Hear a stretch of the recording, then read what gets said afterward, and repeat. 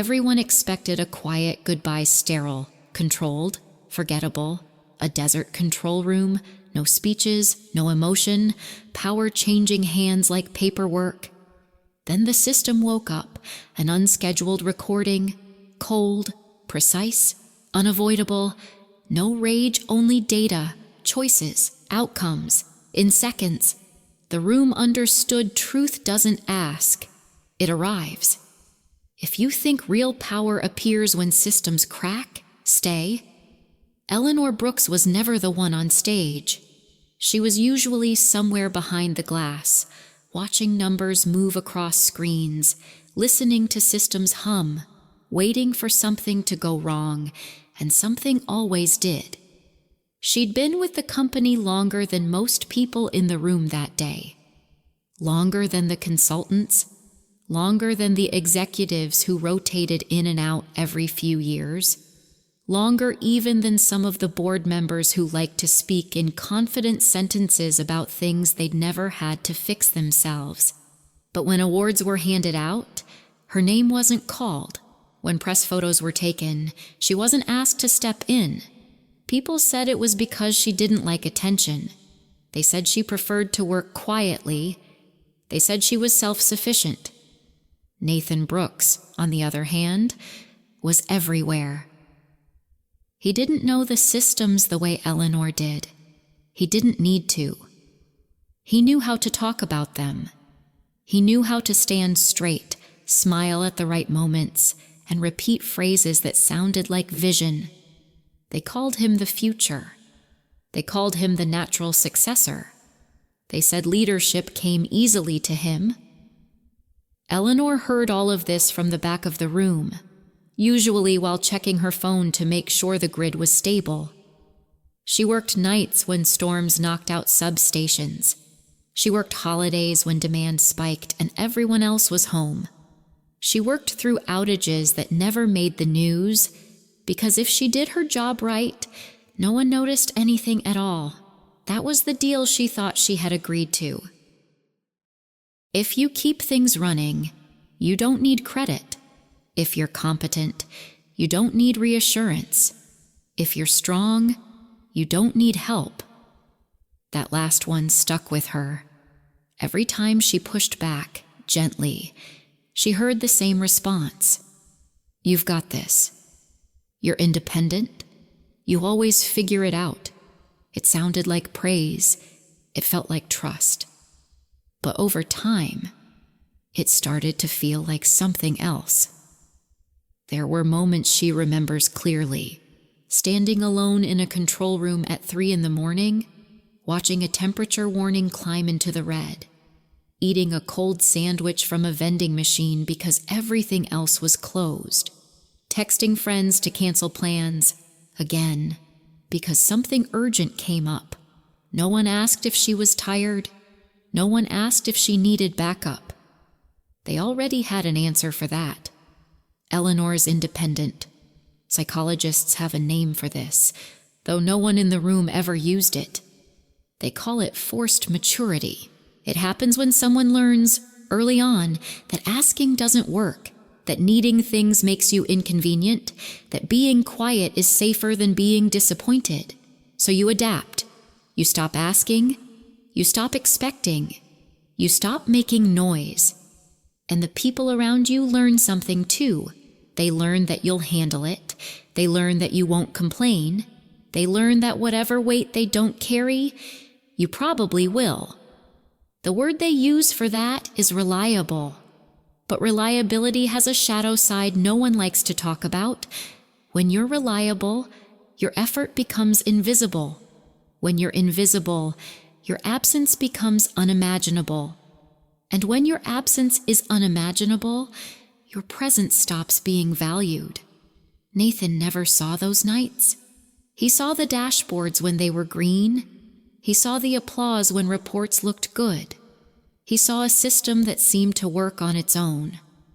And because it worked, he assumed it always would. Eleanor didn't correct him.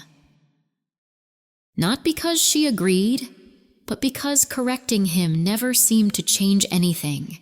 She kept notes instead, Not dramatic notes, not emotional ones, dates, decisions, emails, approvals, evidence.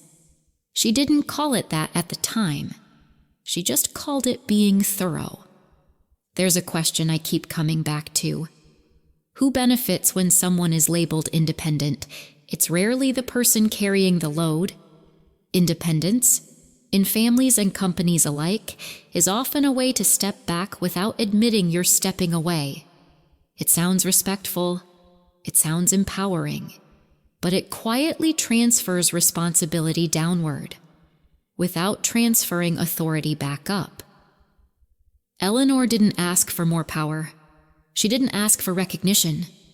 She asked, once, for another engineer on call. The request sat unanswered for weeks, so she handled it. Again. If you're listening to this and thinking, that sounds familiar, you're not alone. Many people don't realize they've been abandoned. They think they've been trusted. And there's a difference. Trust comes with support. Abandonment comes with compliments.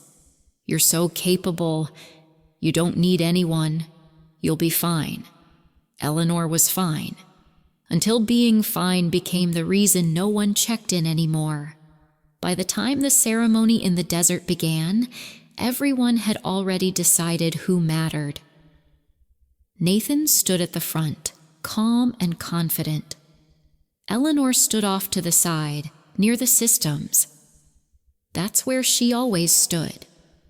What no one realized yet was that the person closest to the system isn't the weakest one in the room. It's the person who knows exactly how fragile everything really is. And the person who's been called independent the longest is often the one who's been alone the most. So let me ask you something.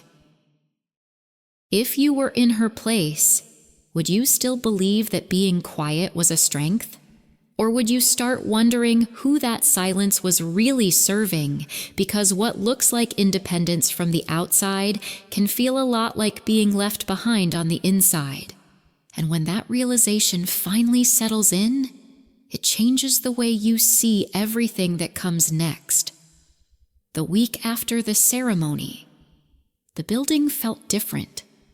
Not because the screens changed, not because the desert got hotter, because the people did.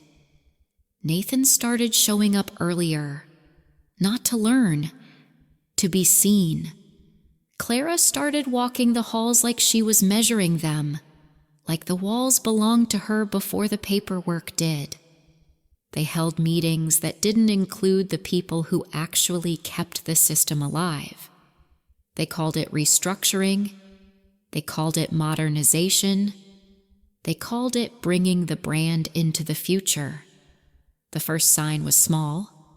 A calendar invite landed in my inbox with a title that sounded harmless. Efficiency Review. It was scheduled for 7:00 a.m. in the main conference room, the one with the glass wall that faced the control floor like an aquarium. I walked in with my notebook. Walter was already there, standing near the door the way he always did, quiet and watchful. Nathan sat at the head of the table. Clara sat beside him, perfectly still, hands folded, eyes scanning the room like she was counting who mattered. They didn't look tired. That's how I knew they hadn't been the ones on call. Nathan smiled like we were friends. I want to thank everyone for being here, he said. We're going to streamline how we operate. Streamline. It's a word that sounds like progress. It usually means someone is about to lose something. Clara clicked a remote and a slide came up on the screen. New org chart. New titles. New reporting lines. Old names had been moved to the bottom. Some names were missing entirely. I looked for the night crew lead. Gone. I looked for the senior field engineer who'd been climbing towers since before Nathan had his first suit. Gone. And then I saw it. A new department called Public Operations. It wasn't about operations. It was about optics. Nathan spoke in smooth sentences. "We need a real face," he said. "We need consistency in our message. People need to trust the story we're telling. The story." I stared at the screen and thought about the last outage we had handled. The story hadn't kept the lights on. The system did. Clara leaned forward, voice soft, almost kind. "Some roles are essential," she said, "but they don't need to be visible. Not everyone is meant to be customer-facing." Then she looked at me. "Eleanor has always been comfortable behind the scenes," she added. It wasn't an insult on paper, but it landed like one. I didn't respond. I wrote the date at the top of my notebook. I underlined it once. Evidence. After that meeting, the decisions came faster. They cut overtime approvals. They cut training budgets. They cut the vendor that supplied emergency transformers because Clara said the contract looked outdated. Outdated. That vendor had delivered within 6 hours during our last wildfire emergency. I raised the concern once, not in a dramatic way, just a simple question, spoken calmly in a hallway. "If we drop them," I said, "what's the replacement timeline in an outage Nathan didn't even stop walking?" "We'll figure it out," he said. "We have smart people. We don't need to be held hostage by old contracts." Old contracts. He said it like history was a weakness. I watched him walk away, and I felt something tighten in my chest. Not anger, something colder. Because he wasn't talking about contracts.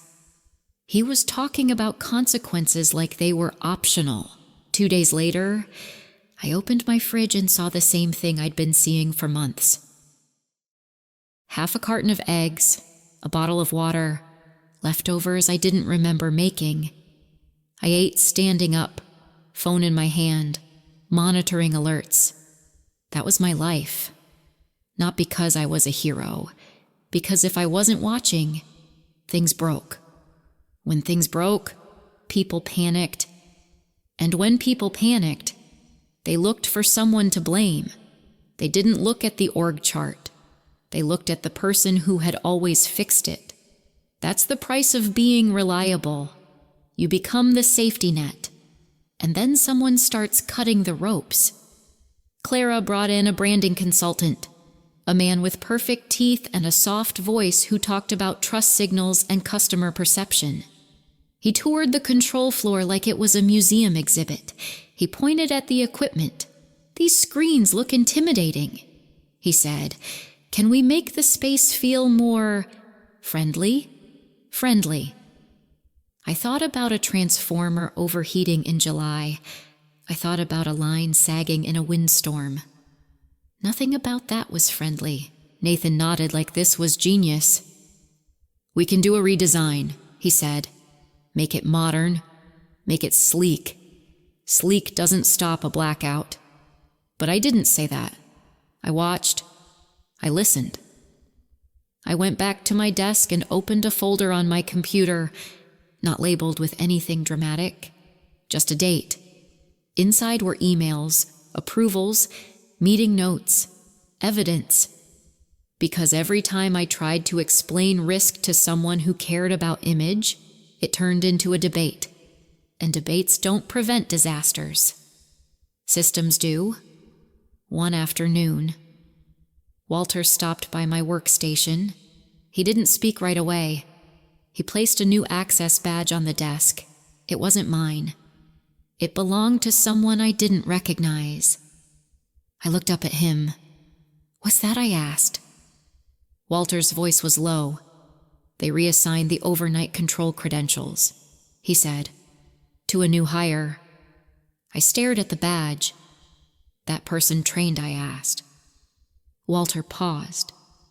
"They've shadowed for 2 shifts, he said. "They're confident. Confident." That word again. Confidence is cheap. Consequences aren't. I wanted to say something.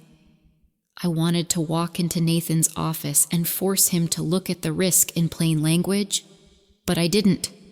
Not because I was afraid, because I knew exactly what would happen. He would smile. He would reassure me. He would call me negative. And he would do it anyway. Then, when something went wrong, he'd act surprised. That's how people like that stay clean. They don't touch the fire. They just move the candles closer to the curtains and wait. So I did what I had always done. I kept the system running. I covered gaps quietly. I answered calls that weren't mine anymore. I stayed late. And I wrote everything down. Not feelings, facts. Because facts have weight. Facts create consequences. One night, around 2:13 an alert flashed on my screen. Voltage instability on a feeder line outside Reno. Minor at first. Then it spiked. The new heir on night control froze. I could see it in the way they stared at the panel. Hands hovering, not moving. I stepped in without thinking. I gave one instruction, then another. We stabilized it. Barely. The next morning, Nathan sent out a company-wide email. He praised the team's quick response. He thanked leadership for guiding the process. He didn't mention names. He didn't need to. People assumed it was him. That's how visibility works. You get credit for standing in the light, even if you didn't build the lamp. I sat at my desk and read that email twice. Then I opened my notebook and wrote one sentence. 2:13 M. Intervention required due to untrained handoff. Evidence. And that was the moment I felt the shift. My silence wasn't neutral anymore. It was starting to cost people safety. It was starting to cost the system stability. And I could feel something else coming. Not a fight. Not a shouting match. A collision. Because when someone builds a whole identity on appearances, they'll keep pushing until the system forces them to stop. So let me ask you, if you were me, watching them cut corners with your name still attached to the results, would you keep staying quiet, or would you start preparing for the moment silence becomes the most expensive thing you own? The recording didn't stop after the first line. It kept going. And the longer it played, the less it sounded like a farewell, and the more it sounded like a report. Harold Brooks' voice came through the speakers the way I remembered it, steady, clipped, almost bored, like he was reading a weather update. No tears, no speeches about family, just facts. There was a pause, and then he said my brother's name, Nathan, not angrily, not lovingly either. Just the way you say a name when you're about to check something off a list. People shifted in their seats. Clara's posture stayed perfect, but her eyes moved, fast, like she was scanning exits. Walter stood near the sidewall, arms crossed, looking at the ceiling as if he'd already heard every word. I didn't move. I had a strange feeling in my stomach, the kind you get when you know you're about to learn something you can't unlearn. Harold's voice continued. If you're hearing this, he said, then you're standing in the only room I ever trusted with the truth. The control center doesn't care what you feel. It cares what you did. The room went quiet in a different way. Not grief, attention. He started listing dates, not dramatic dates, not birthdays, approval dates, expense authorizations, emergency credit lines, personal guarantees, the kind of words that don't sound dangerous until you know what they mean. Nathan's face tightened when the first number hit. Not because it was big, because it was specific. March 14th, Harold said. Authorization for discretionary spending $1.2 million. Clara's hand moved toward Nathan's arm. She didn't touch him. She hovered there, like she was deciding whether comfort would make things worse. Harold went on. June the 2nd. Private capital advance $800,000. He didn't call them gifts. He didn't say because you needed help. He said advance. He said authorization. He said recorded. That word landed on me like a stone. Recorded. Evidence. Nathan swallowed hard, then tried to smile the way he always did when he was cornered, like he could charm math into changing. Harold didn't raise his voice. He didn't need to. You may have believed you were being supported, he said, but support without terms is how you raise a man who never learns gravity.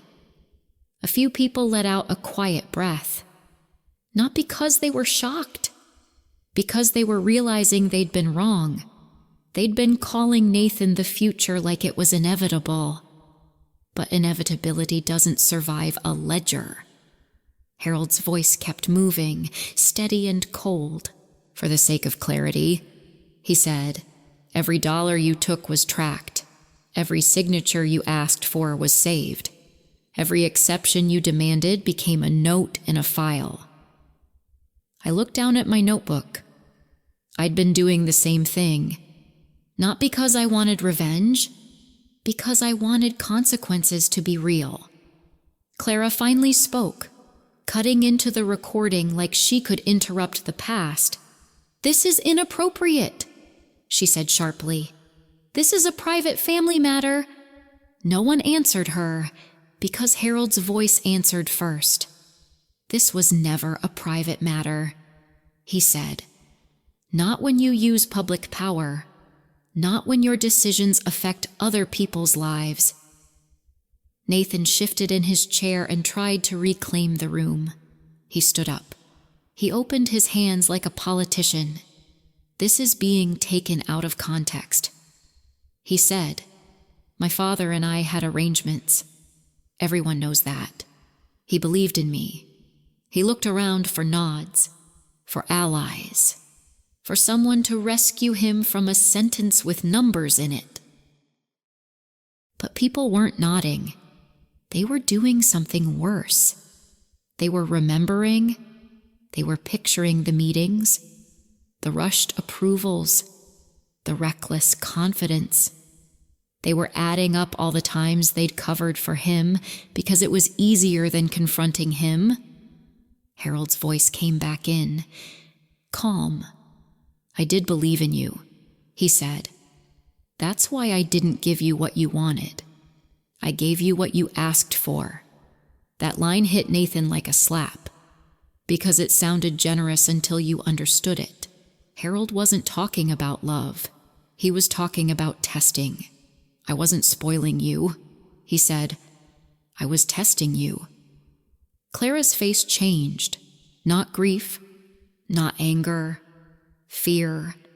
The kind of fear that shows up when you realize the rules were written a long time ago and you never bothered to read them. Harold continued. For those who are confused, he said, let me put this simply. A gift disappears. A record remains. A pause. And records create consequences.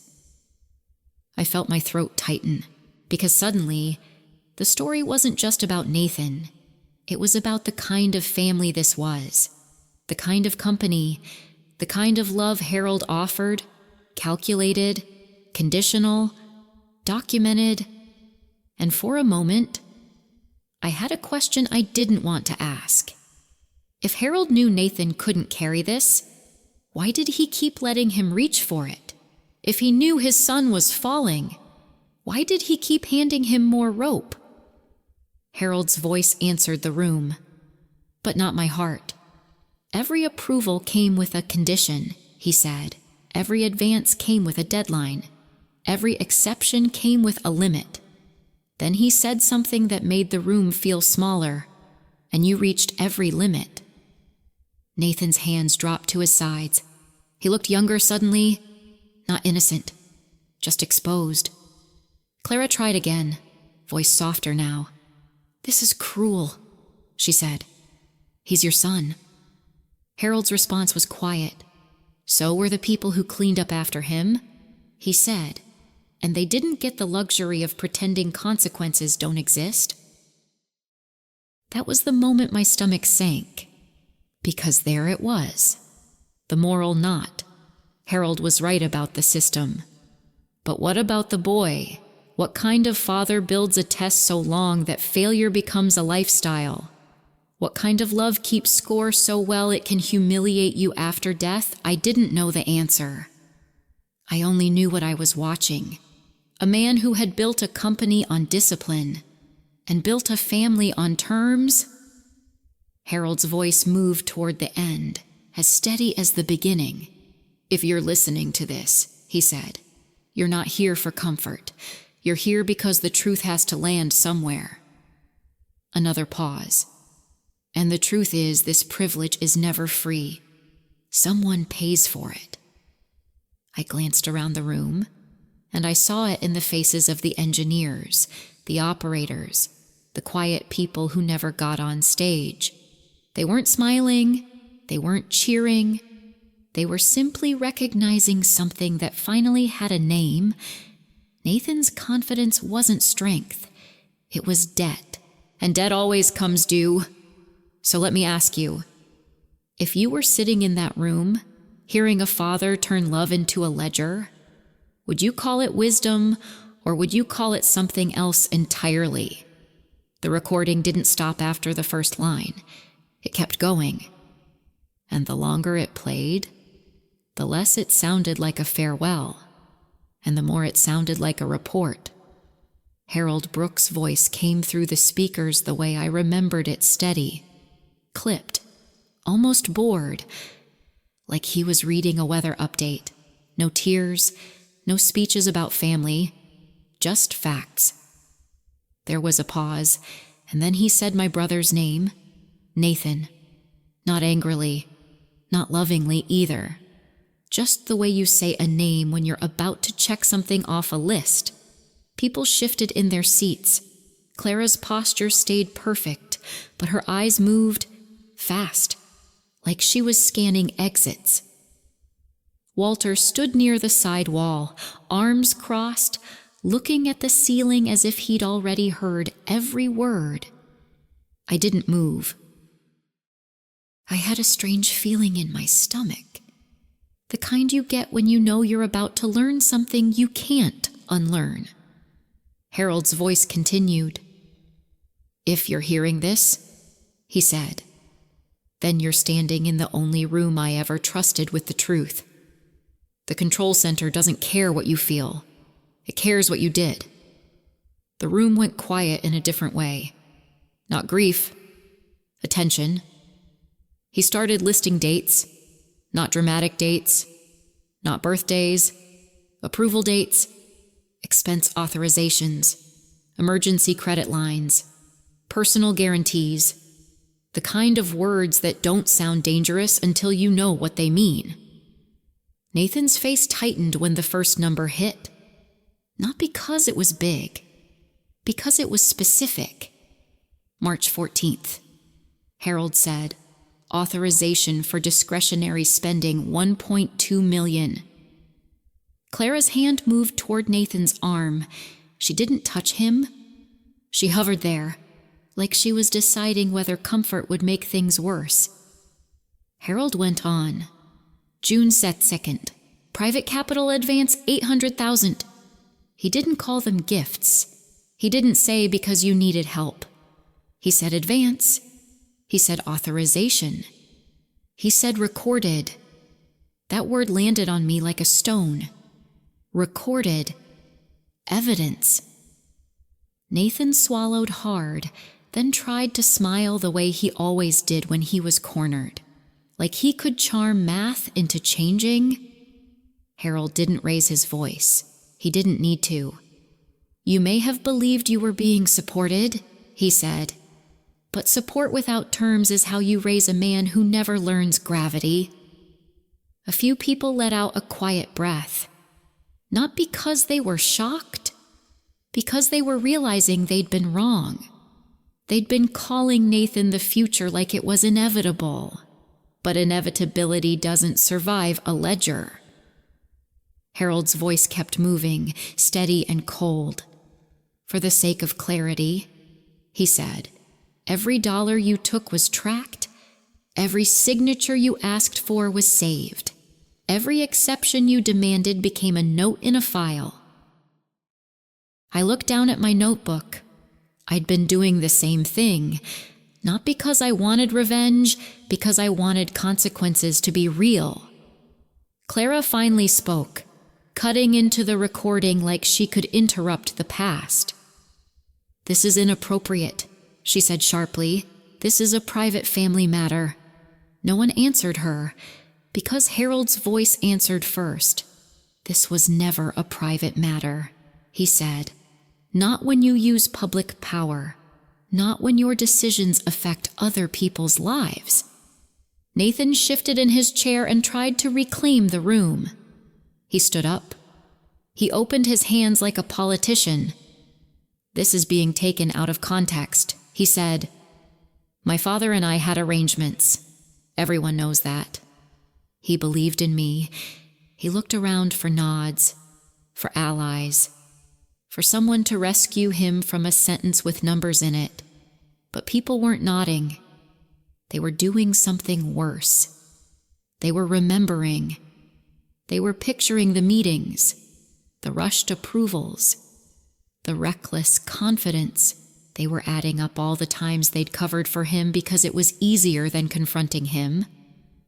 Harold's voice came back in, calm. "I did believe in you," he said.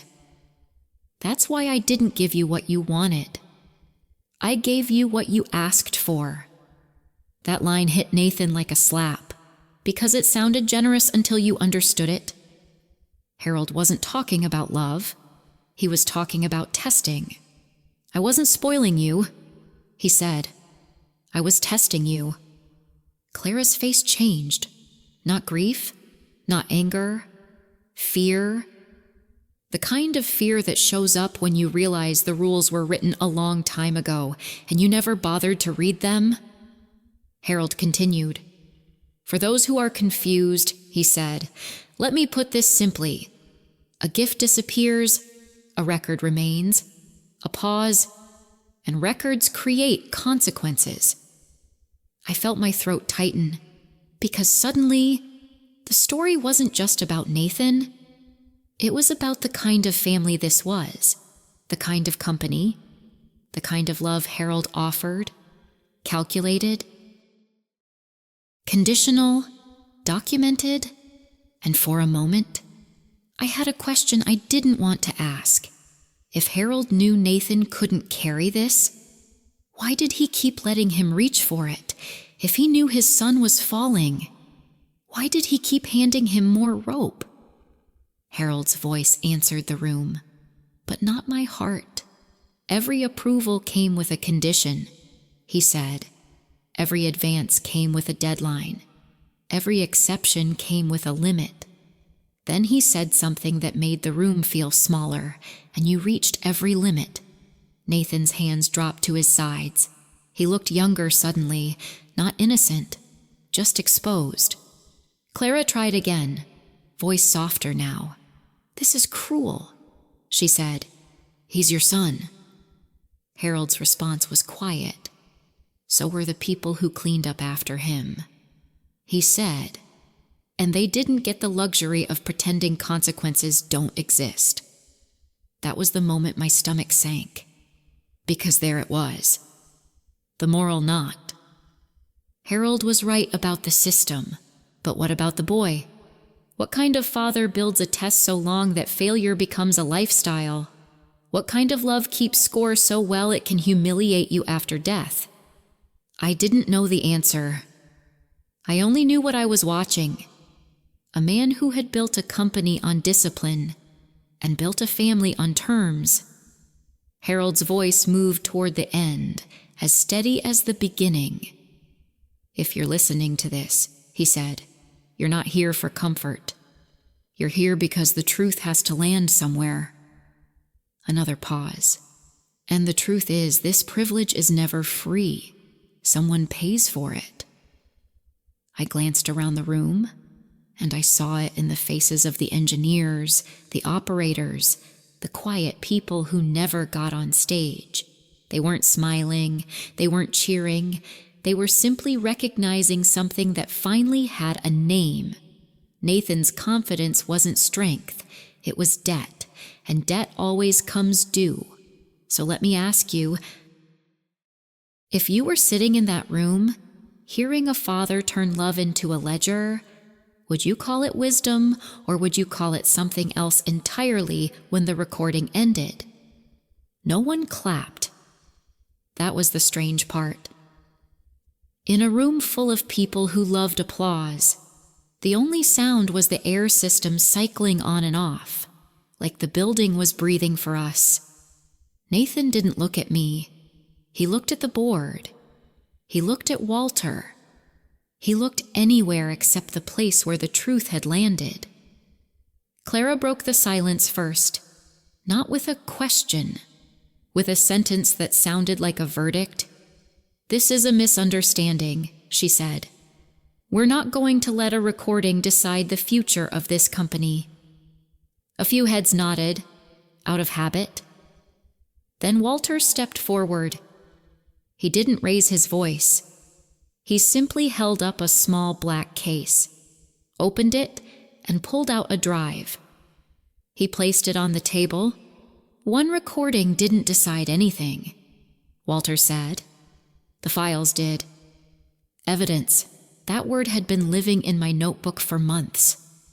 Now it was sitting in the center of the room like a weight. Nathan's jaw tightened. He tried to regain control the way he always did, by being calm.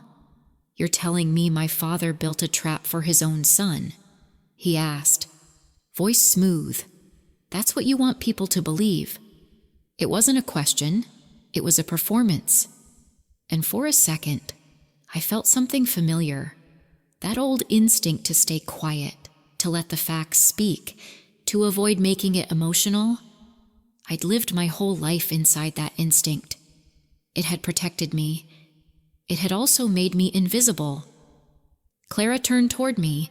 Her eyes were sharp, not angry, measuring. "You've always been loyal to the company," she said, like she was handing me a compliment. "So you understand why we can't entertain drama. That was her word for consequences. I looked down at my notebook. I could feel the indentation of yesterday's underline under my thumb. I realized something then. My calm had been interpreted as agreement for years. Not respect, not strength, permission. I'd been confusing two different things. Being calm is keeping your head. Having a boundary is keeping your place. And I had been giving people my place, one quiet moment at a time. I finally spoke, not loud, not emotional, just clear. "It's not drama." I said, "It's a record." Nathan's eyes flicked to me. "Quick." He smiled, like he'd been waiting for me to talk so he could reduce it. "Eleanor," he said, "you're brilliant. We all know that. But you're not built for these rooms. You don't like conflict. You don't like attention." He said it like he knew me, like he had earned the right to define me. And that's when it hit. Some people don't hear calm as control. They hear it as weakness. They hear it as, "She won't fight back." Nathan had built his whole identity on that assumption. Clara leaned in, her voice dropping low, almost intimate. "This can be simple," she said. "We keep you where you're comfortable, behind the scenes, reliable, and we take care of the public side." There it was. The same thing I'd been told my whole life. You're independent. You're fine. You don't need protection. It sounds respectful, but it always benefits the person saying it, because when you label someone independent, you get to step away without admitting you're leaving them alone. I looked around the room, at the faces of people who had never been on call at 2 a.m, at the people who liked the lights on but didn't want to know what it cost, at the people who wanted leadership to be a title instead of a responsibility. I thought about the new hire freezing at the panel. I thought about the vendor contract Clara called outdated. I thought about the email Nathan sent, taking credit without naming names. I didn't feel angry. I felt awake. And that's a different kind of fear, because once you're awake, you can't go back to pretending. I took a breath and kept my voice steady. I don't mind being behind the scenes. I said, I mind being behind the truth. Nathan's smile slipped for half a second. He recovered fast. He always did. You're taking this personally, he said. That's what manipulators do. They turn evidence into emotion. They try to make consequences look like hysteria. I didn't argue. I flipped open my notebook. I didn't read anything out loud. I just let him see what I'd written. Dates, times, approvals, interventions. Not a story. A timeline. Clara's eyes moved over the page, and I watched her face change. She wasn't looking at me anymore. She was looking at the problem. Because evidence doesn't care about charm. Evidence doesn't care about family. Evidence creates consequences. And if there's one thing people like Clara fear more than being wrong, it's being held responsible. Nathan leaned forward. His voice lowered. Eleanor, he said, let's not do this here. That line made my stomach turn, because I'd heard versions of it my entire life. Let's not make a scene. Let's talk later. Let's keep it calm. Calm, in those moments, is a leash. It's a way to delay. Delay is how people like Nathan survive. They don't win by being right. They win by exhausting you until you stop. And I had been exhausted for years, but I realized something important. Calm is a strength, only when the other person still knows shame. Some people don't have that. Some people see your calm and think you're safe to push. They mistake self-control for surrender. And the more polite you are, the more space they take. That's the trap. Not the trap Harold built. The one I had been living in. I kept my voice even. Later doesn't change the record, I said. Nathan's eyes hardened. For the first time, I saw it clearly. He wasn't confused. He wasn't misled. He was entitled. And entitlement doesn't negotiate, it escalates. Clara stood up. She looked at the board members like she was about to make her own move. This is a family matter, she repeated. Louder now. It shouldn't be handled like this. But the room had shifted. The board wasn't looking at Nathan like the future anymore. They were looking at him like a risk. And I realized something else. My calm hadn't been protecting me. It had been protecting them. It had been keeping the machine smooth while they made reckless choices. So I made a decision, quietly. I wasn't going to beg for respect. I wasn't going to raise my voice. I was going to raise the cost of ignoring me, because that's what boundaries really are. They're not threats. They're consequences you're willing to enforce. I closed my notebook, not dramatically, just firmly. And I looked at Nathan. If you keep cutting the people who actually hold this system together, I said, you won't be fighting me. You'll be fighting reality, and reality never loses. So let me ask you something. If you've spent years staying calm so no one gets upset, Who has that calm been serving? And what happens when you finally stop paying that price? The blackout didn't happen in the room. It happened 3 hours later. I was at my desk when the first alert came in. Not loud, not dramatic, just a red line where green used to be. Then another, then 3 more.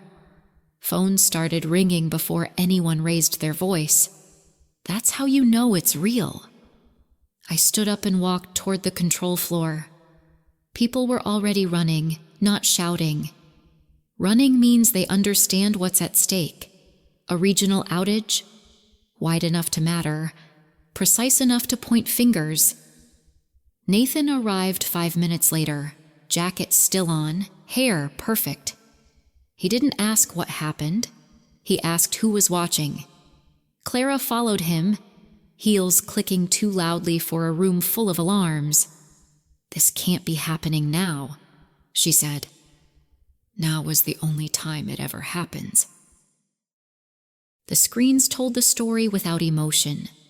Load imbalance, delayed response, manual override failure. I didn't explain it. I didn't need to. Walter was already pulling logs, the same logs I had warned about, the same vendor they had cut. Nathan leaned over a console, pretending to understand what he was seeing. "We need a solution," he said. "Immediately. There's a moment in every crisis when urgency replaces authority." This was that moment. A legal team member appeared beside Nathan, tablet in hand. "There's a provisional agreement ready," she said. "Emergency delegation. You'll need to sign." Nathan hesitated. Just long enough to matter. "What does it say?" he asked. She didn't soften it. "It places operational responsibility under your authority for the duration of the incident." Responsibility. That word landed differently now. Clara opened her mouth to object. I watched her stop. Because this wasn't about image anymore. This was about consequences. Nathan signed. No speech, no apology, just his name on a line he hadn't read closely enough. And just like that, the room changed. Not because I said anything, because the system recognized a decision. I walked back to my station and opened my folder, the one with the dates. I didn't rush. I connected the logs, the approvals, the email threads. Evidence doesn't need speed. It needs order. One by one, the timeline assembled itself on the screen. Vendor termination, training reduction, credential reassignment, all signed off, all documented, all traceable. Walter looked over my shoulder. He nodded once. That was enough. No one yelled. No one accused. The board members watched silently as the picture completed itself. A clean line from decision to failure. Not dramatic, not personal, just real. The lights flickered back on an hour later, stabilized, contained. Too late to pretend it hadn't happened. Nathan stood still the entire time. He didn't look angry.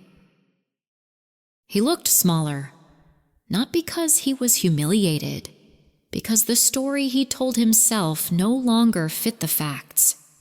Clara tried one last time. "These systems are complicated," she said. "Mistakes happen." She wasn't wrong, but mistakes repeat when no one pays for them. I finally spoke again, not to accuse, to clarify. "The system did what it was told," I said. "It didn't fail. It followed instructions." Silence. Nathan turned to me slowly. He didn't argue. He didn't charm. He asked the wrong question. "So what now?" he said. "That's the moment people miss. The truth doesn't shout. It waits." I didn't answer him. I turned the screen so everyone could see it. A summary. Time. Decision. Outcome. Consequences. No adjectives. No commentary. The legal team didn't look at me. They looked at the signature. Because that's how responsibility works. It doesn't care who you are. It cares what you agreed to. Nathan's phone buzzed. Once. Then again. I didn't ask who it was. I already knew. The truth doesn't need witnesses when the paperwork is complete.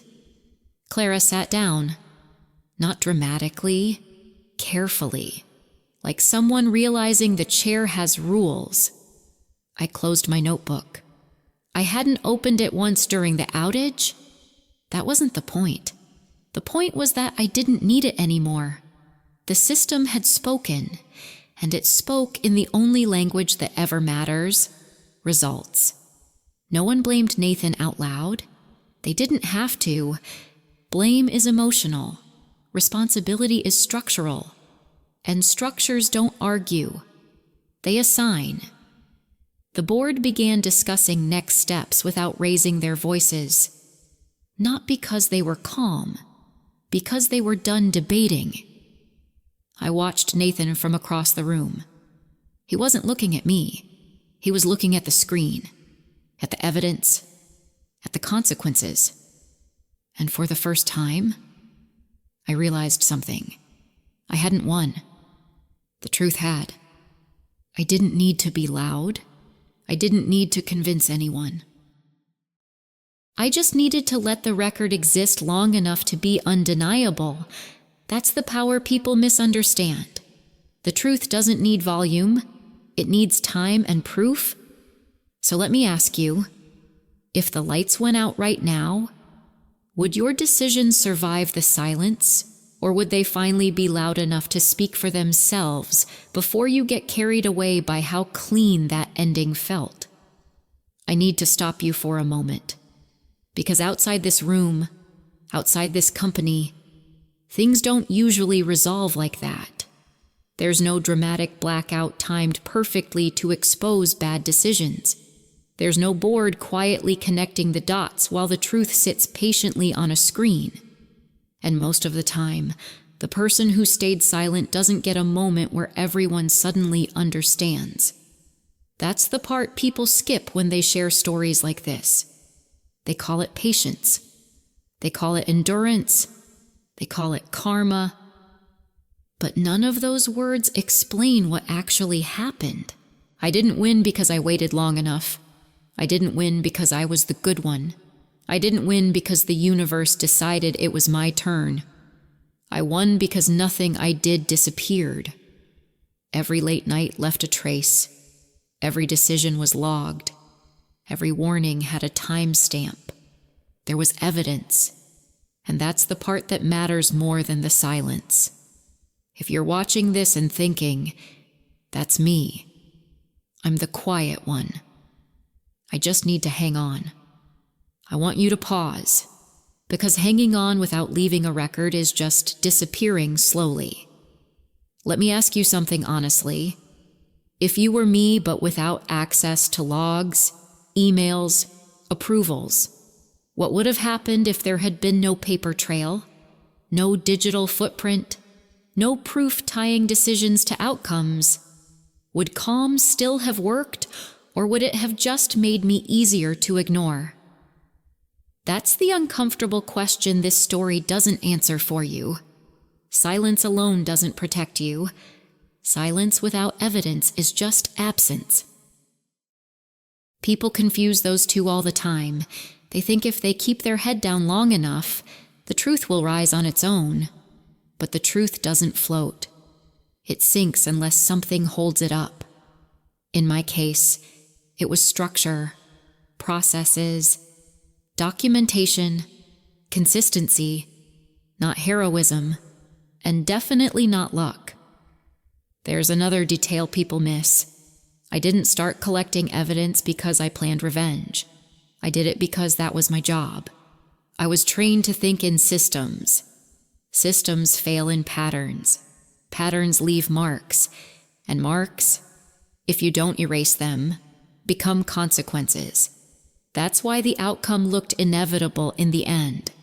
It wasn't magic. It was accumulation.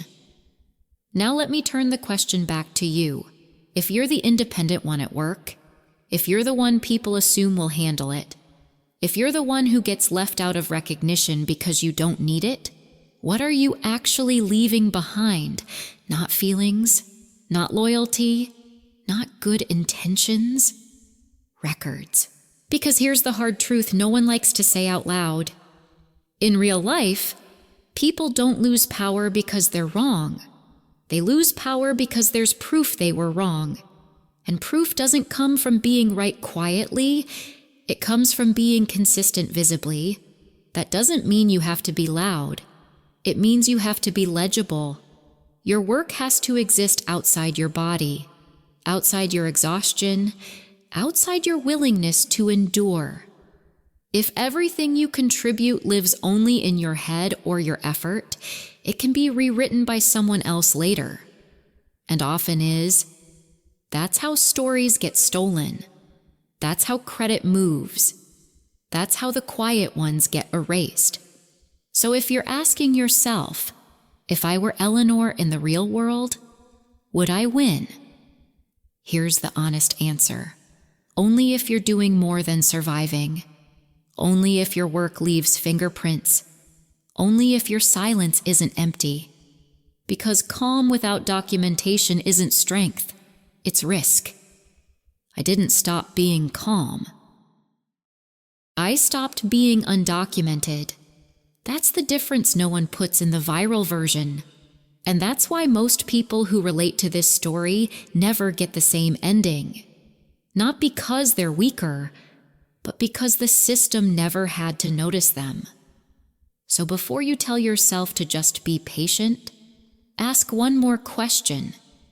If everything went wrong tomorrow, if the lights went out, if the blame needed somewhere to land, would the evidence point away from you? Or would your silence leave a blank space someone else could fill? Because in real life, miracles don't show up. Records do. And records decide who pays the price.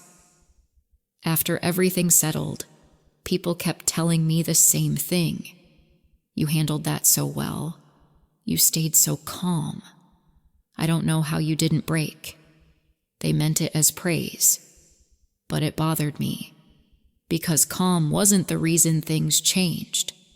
If calm changed systems, the world would be fair by now. What changed the system was something colder. Consequences. And consequences don't come from feelings. They come from proof. That's a hard lesson. And it doesn't just live in companies like this. It lives in families. It lives in marriages. It lives in friendships. It lives anywhere someone has power and someone else is expected to absorb the cost quietly. We like to believe the truth is powerful on its own. We say things like, the truth always comes out, but that's not actually true. The truth doesn't come out. It gets dragged out by evidence, or it stays buried under someone else's version. If you've ever sat in a room and tried to explain what happened to you, you know this. You can describe it perfectly. You can cry. You can shake. You can speak from your chest, and someone will still say, "That's not how I remember it." Not because you're lying, because feelings don't create consequences for the person denying you. They create discomfort, and discomfort is easy to ignore. That's why so many people live with the same patterns for years, the same disrespect, the same misunderstandings, the same excuses wrapped in polite words, because nothing forces change. That's the difference between being heard and being acted on. Emotion gets you sympathy. Proof gets you action. I saw it in that room. The moment the blackout happened, people didn't suddenly become kinder. They became accountable. Not because they had a moral awakening, because there was a record, a timeline, a signature, a chain from decision to outcome. And once a chain exists, you can't pretend the ending was random. That's why Harold's voice in that recording was so effective. He didn't say, "You hurt me." He didn't say, "I'm disappointed." He said, "Here's what you did. Here's what it cost. Here's what happens next." That's not emotional. That's enforceable. And here's the part that may sound uncomfortable, but it's true. A truth that doesn't create consequences is just information. It might be accurate. It might be painful. But it won't change anything if the other person can keep living the same way. That's why people who love power will let you talk. They'll even let you cry. They'll let you get it out. As long as nothing changes in their life afterward. As long as their comfort stays intact. As long as your truth stays trapped in your body instead of living in the world. I used to think being calm was being strong. Now I think strength is making your truth legible, so it can't be rewritten later. In work, that might look like an email recap after a meeting. It might look like documenting decisions instead of relying on verbal promises. It might look like saving the approval, the date, the request, the response, not to be petty, to be safe. In families, it's harder, because the moment you ask for accountability, someone will say you're being cold, or disrespectful, or keeping score. But here's what no one says out loud. The people who hate being held to a record are usually the ones who benefit from forgetting. They'll tell you to move on. They'll tell you to let it go. They'll tell you you're making things bigger than they are. Because as long as your truth stays emotional, they can treat it like a mood, a phase, a bad day. But when your truth becomes a pattern with evidence, it becomes something else. It becomes a problem they can't charm away. And that's when behavior changes. Not because they suddenly see your worth, because they finally see the cost. I know that sounds harsh, but it's also freeing. Because it means you don't have to convince anyone to care. You don't have to beg for understanding. You don't have to perform pain until someone validates it. You just have to stop letting your reality be invisible. Let me ask you something. Have you ever been in a situation where you were completely right and still lost? Not because you were wrong, because you couldn't prove it, because it was your word against theirs, because the only evidence was how you felt. That's what I mean. Feelings matter. They matter to you. They matter to the people who truly love you. But in systems built on power, feelings are not leverage. Proof is, and proof creates consequences. That's why, in the end, the most valuable thing I had wasn't my patience. It wasn't my loyalty. It wasn't even my competence. It was the record. The truth didn't need to be loud. It just needed to exist in a form that could not be ignored. So if you take anything from this, take this. Don't just tell the truth. Build it. Write it down. Make it visible. Because the truth only becomes power when it leaves your chest and enters the world as something real. Something that can't be brushed aside. Something that creates consequences. By the time everything was over, nothing felt loud. No celebration. No victory speech. No moment where I finally said everything I'd been holding back. I packed my notebook into my bag and went home. That night, my fridge was almost empty. I stood there longer than I needed to, staring at it, thinking about how many nights had looked exactly like this.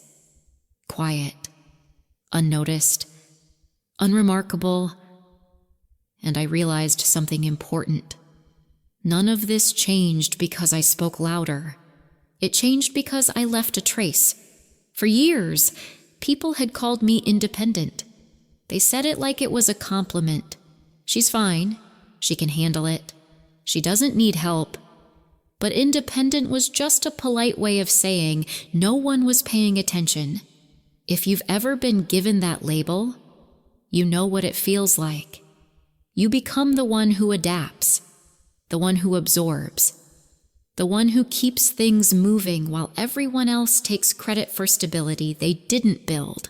And when you finally feel the weight of it, you're told you're overreacting. So here's what I want you to hear before this ends. You don't need to talk more. You don't need to explain yourself better. You don't need to convince anyone of your value with emotion. You need to make your work visible. You need to leave marks that don't disappear when you leave the room. Because silence isn't a problem. Silence without evidence is. If you're the quiet one at work, ask yourself this. If you left tomorrow, what would still point back to you? Not gratitude, not memories, proof, emails, decisions, outcomes. If you're the quiet one in your family, ask yourself something harder. When something hurts you, does it vanish into that's just how things are, or does it get acknowledged in a way that changes behavior? Because being calm doesn't mean accepting erasure, and being strong doesn't mean carrying everything alone. Strength is choosing not to disappear. I'm not telling you to fight. I'm not telling you to confront. I'm telling you to document your existence, to stop letting your effort live only inside your body, to stop letting other people tell your story for you. Because the people who benefit most from your silence will always encourage it. They'll call it maturity. They'll call it grace. They'll call it peace. But peace without boundaries is just quiet loss. So if this story felt personal, it's probably because you recognized yourself somewhere in it. Not in the boardroom, but in the waiting, in the hoping someone would notice, in the belief that doing the right thing quietly would eventually be enough. Here's the truth I wish someone had told me sooner. You don't need to be louder. You need to be undeniable. And being undeniable doesn't require anger. It requires evidence. So tonight, or tomorrow, or the next time you feel yourself shrinking to keep things smooth, pause. Ask yourself one simple question. What trace am I leaving if this video made you think of someone who's been quiet for too long? Share it with them, not to tell them to speak up, but to remind them they deserve to exist loudly enough to be remembered. And if you've been that person yourself, stay here. This channel is for the ones who learned how to survive quietly and are finally learning how to leave proof